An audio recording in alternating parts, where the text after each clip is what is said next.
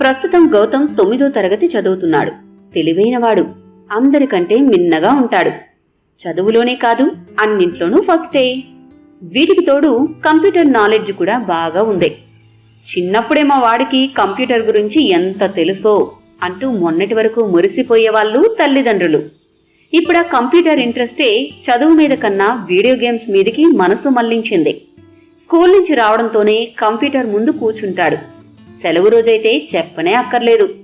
అన్నం నీళ్లు కూడా మరిచిపోయి వీడియో గేమ్స్లో లీనమైపోతాడు.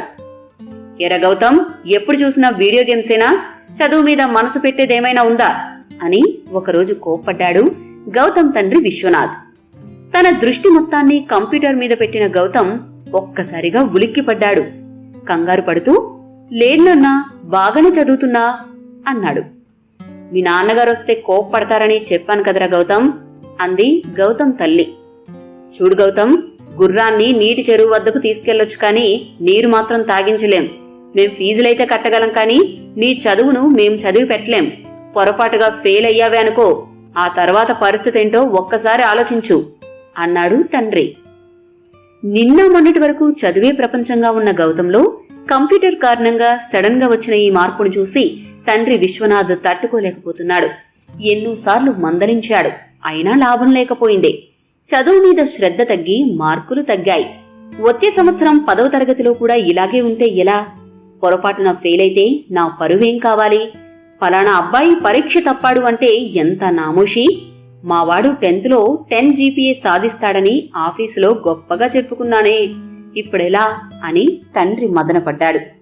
ఇలాంటి ప్రశ్నలు విశ్వనాథుని ప్రతిరోజు భూతంలా వేధిస్తున్నాయి. ఇదంతా ఆలోచిస్తుండగానే విశ్వనాథ్ జేబులో సెల్ మోగింది. ఫోన్ మాట్లాడడం అయిపోయాక, రేయ్ గౌతమ్, ప్రోగ్రెస్ కార్డు తీసుకురా అని తండ్రి గట్టిగా అరిచాడు.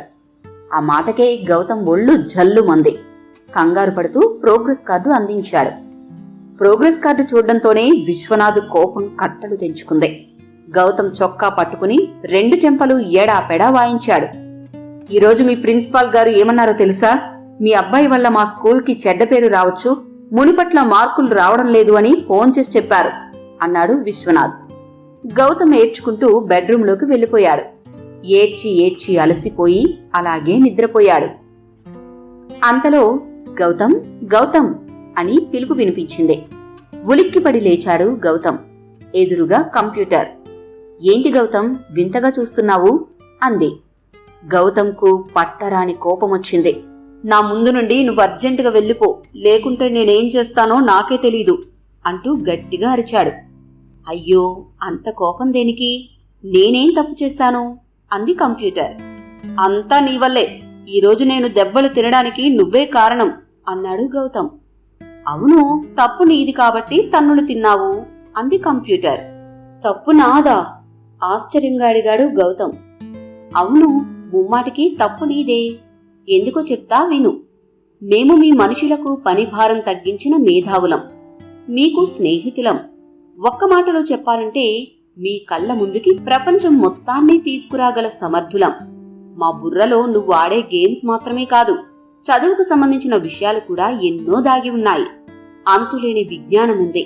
మేము అందించే ఈ సమాచారంలో అవసరమైన దాన్ని వాడుకోవాలే గాని అస్తమానం ఆటలే అంటే ఎలా? అలాంటప్పుడు తల్లిదండ్రులు కొట్టరా మరి? నీవే ఆలోచించు. మీ పాఠ్య పుస్తకాల్లో ఉన్న విషయాలు నాలో ఉన్నాయో లేదో ఎప్పుడైనా చూశావా? లోతుగా వెళ్లి చూస్తే నేను మంచి విద్యను అందించే పరికరాన్ని అని అర్థమవుతుంది అంది కంప్యూటర్. అవును నేస్తాం, నిజమే. ఈ విషయం గురించి నేను ఇలా ఆలోచించలేదు. ఇక నుంచి అన్నీ నీతోనే ఫ్రెండ్. నా చదువు కూడా నీతోనే. థ్యాంక్ యూ అన్నాడు గౌతమ్. గౌతమ్ అని పిలుస్తూ వచ్చిన తల్లి గొంతు వినిపించి ఉలిక్కిపడి చటుక్కున కళ్ళు తెరిచాడు గౌతమ్. ఏంట్రా నిద్రలో కలవరిస్తున్నావు?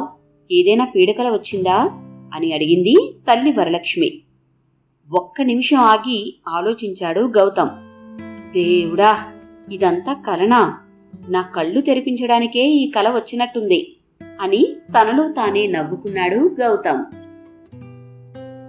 చూసారా, వీడియో గేమ్స్ మత్తులో కొట్టుకుపోయిన గౌతమ్ చివరికి చదువులో వెనుకబడ్డాడు. స్వయానా కంప్యూటర్ వచ్చి చెబితే గాని తను చేస్తున్న తప్పేంటో అర్థం చేసుకోలేకపోయాడు. ఇప్పుడైతే కంప్యూటర్ను మించి అరచేతిలోనే అన్నీ ప్రత్యక్షం. వీడియో గేమ్స్ కూడా సెల్ ఫోన్లోనే. కాబట్టి గౌతమ్ కన్నా ఎక్కువ సమస్యలు వస్తాయి. చదువులో వెనకబడ్డంతో పాటు ఆరోగ్యం కూడా దెబ్బతింటుంది. మీరు అదే పనిగా మొబైల్ పట్టుకుని ఉంటే దాని రేడియేషన్ వల్ల అనేక రకాల అనర్థాలు జరుగుతాయి. మెడనొప్పి, చూపు దెబ్బతినడం, తలనొప్పి, మతిమరుపు లాంటి సమస్యలు వస్తాయి.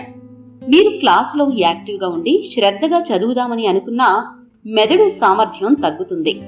అందుకే అమ్మా నాన్న అయినా, బడిలో టీచర్లైనా సెల్ ఫోన్కి దూరంగా ఉండమని చెప్పేది. అవసరమైనప్పుడు విజ్ఞానాన్ని పెంచుకోవడానికి ఎప్పుడైనా కంప్యూటర్లో విజ్ఞాన సమాచారాన్ని చదువుకోవచ్చు.